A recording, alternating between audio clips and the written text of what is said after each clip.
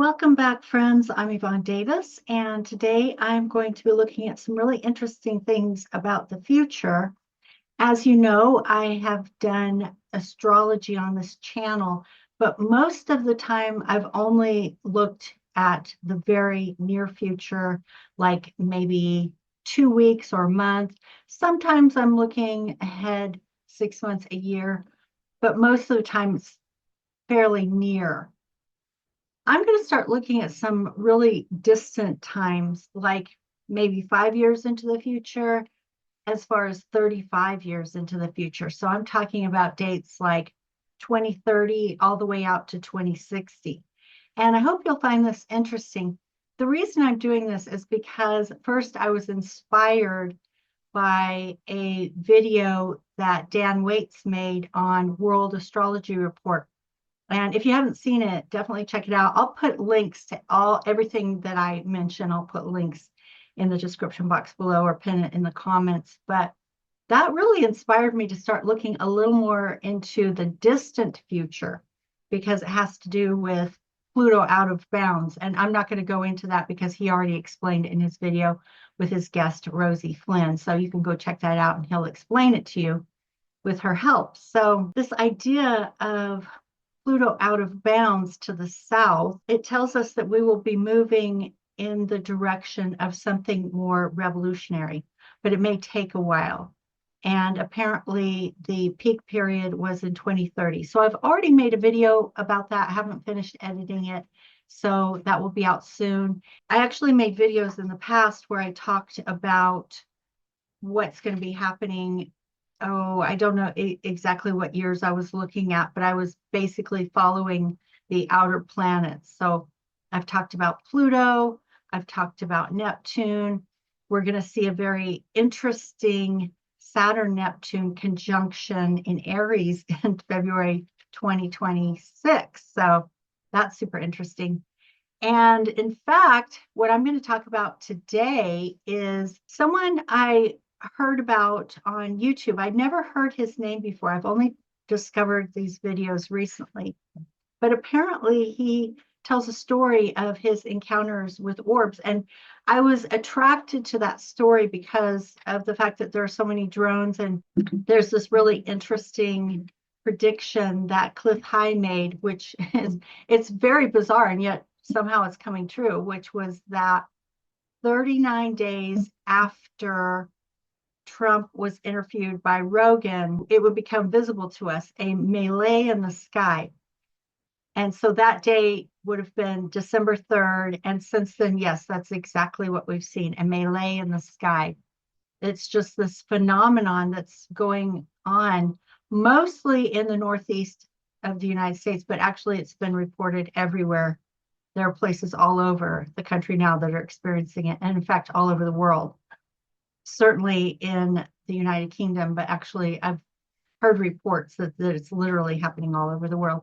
And it's not just drones, it's also orbs and other UFOs and UAPs. So there's something going on. And I kind of think that if this is true and not just sort of a psyop, I really think that we're being prepared for an event that's coming. Okay. So anyway, that is what Chris Bledsoe talks about in these interviews and in a book that he wrote. And he describes his encounter with these orbs that are also beings. I don't fully understand. I haven't read his book. I've only seen some of the interviews, but apparently he had these encounters and has been having them for a long time. And they've even been filmed for the History Channel. I'm going to go and look that up because I want to see that. But anyway, he said that he was given a specific date.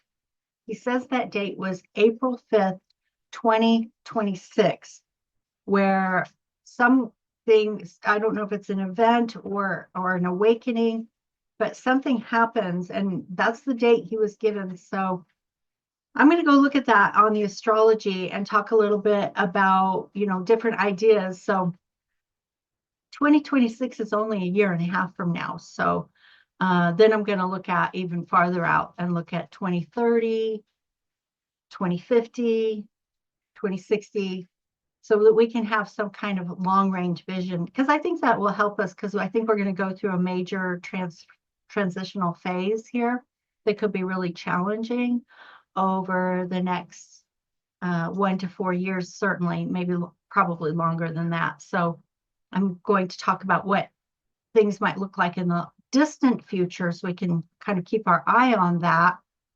And also some ideas about what we might do to make the transition a little easier for ourselves and our loved ones, okay? Okay, so let's take a look at the chart for April 5th, 2026 and see what it has to say. One thing that I notice is a particular trend. Now we have Pluto in Aquarius and it will be there for 20 years, so approximately till 2044. And we are also going to have both Neptune and Saturn moving into Aries. They first move into Aries in 2025. So that'll be super interesting because that'll give us some clues about what's going to come with those planets in Aries. But then they will make a conjunction at 0 degrees of Aries.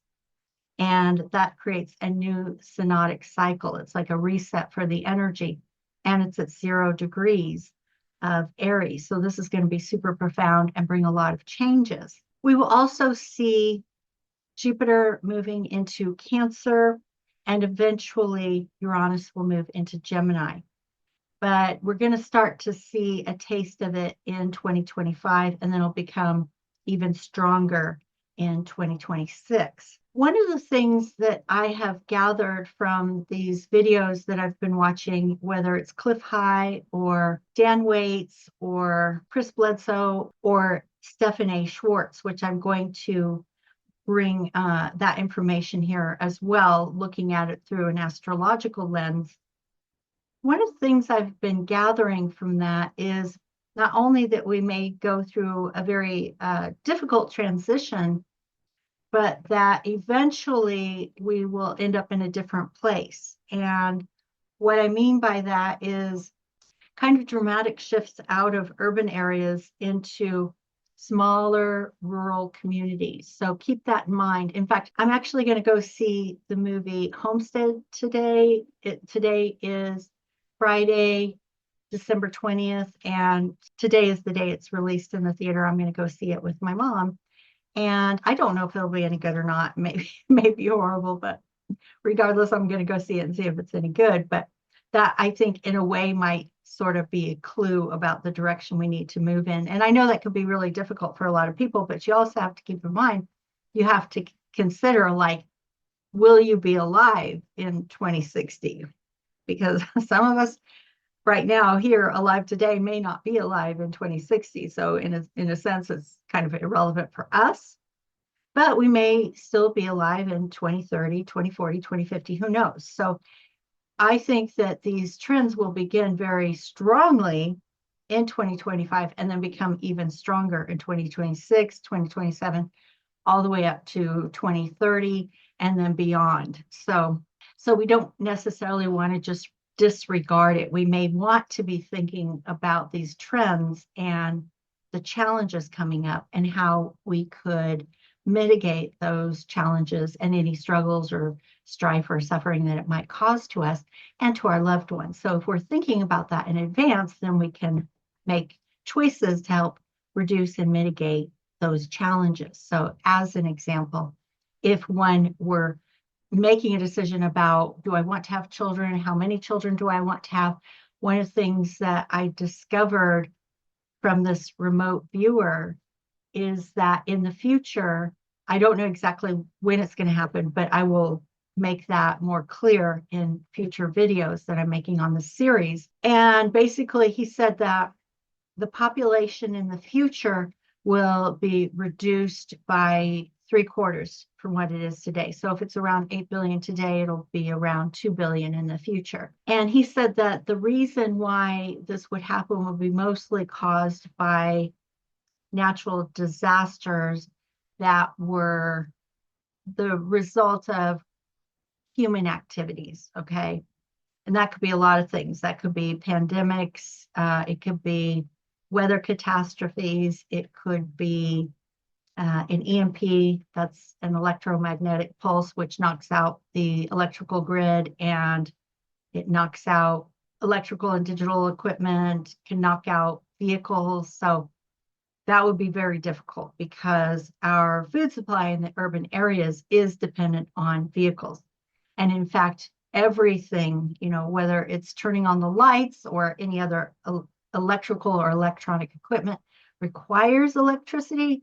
And in the urban areas, people are reliant on grid electricity. So that could be really severe. Not only that, but also our food is reliant on vehicles. So the question is, in these urban areas, if they're not prepared for an EMP, then that could cause very severe harm. And not only that, but needing to have ways to prepare food that are not necessarily reliant on electricity. So these are things that people can be thinking about. In fact, I'm even planning to turn one of my channels into a kind of prepper channel. It's the one where I talk about my cabin and the work that I'm doing there every summer. And so I'm thinking about also moving in the direction of adding, kind of prepper ideas to that channel so people can be thinking about it, whether they choose to move to, a smaller rural community to try to mitigate the challenges, or if they find ways to just use different technologies to prepare food or to store food or store water or things like that in the urban areas. It doesn't hurt. It never hurts to be prepared.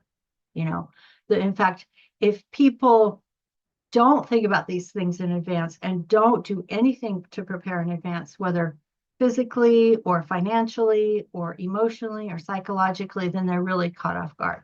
Then they're really in trouble. And I'm simply trying to present these ideas with enough lead time that people actually can begin to think about these things. They actually can begin to prepare. They actually can begin to make choices based on what we might experience between now and, let's say, 2060 at the outside range. Okay, I'm not going to go any further out than that. But like I said, it can affect decisions about, do you want to have children? How many children? Where do you want to live? Where do you want to buy property? Where do you want to invest? Things like that.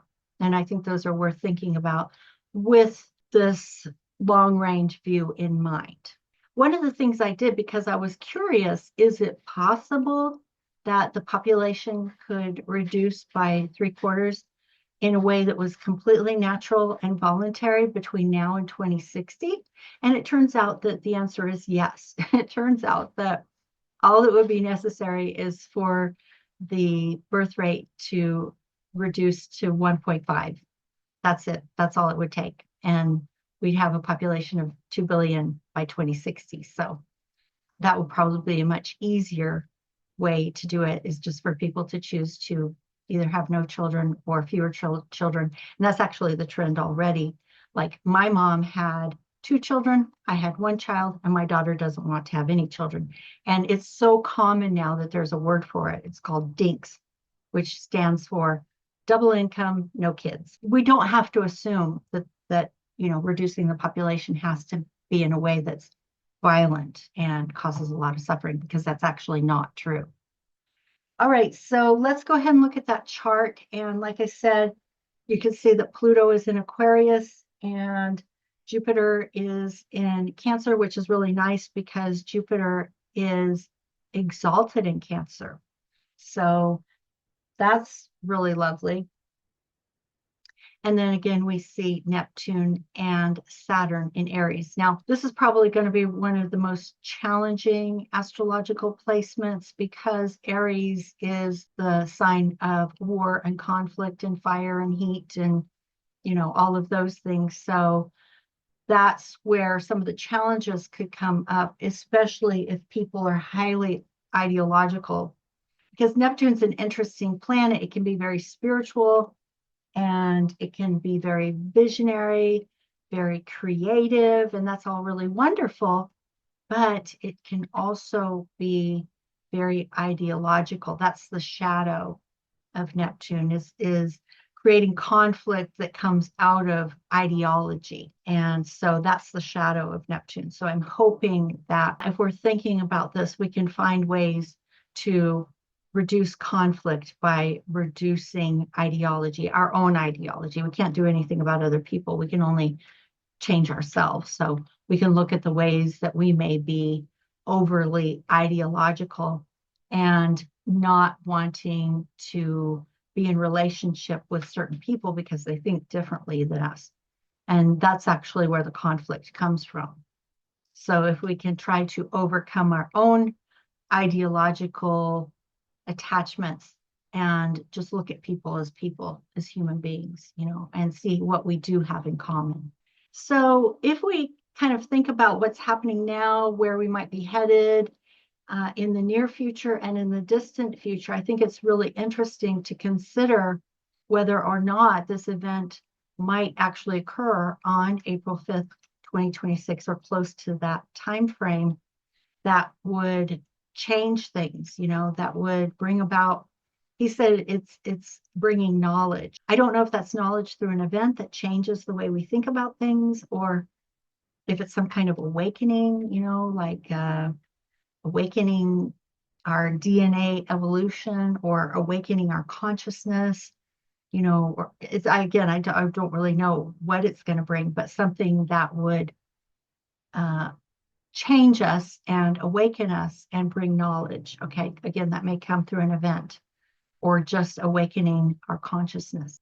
But when I think about what's happening now with this melee in the sky, and I think about what's coming in the near future and the distant future, I think the biggest fear and the biggest threat is that if there is an increase in conflict on the planet, global conflict, that might come when Neptune and Saturn move into Aries, that the biggest fear for me personally, but maybe for other people too, is nuclear.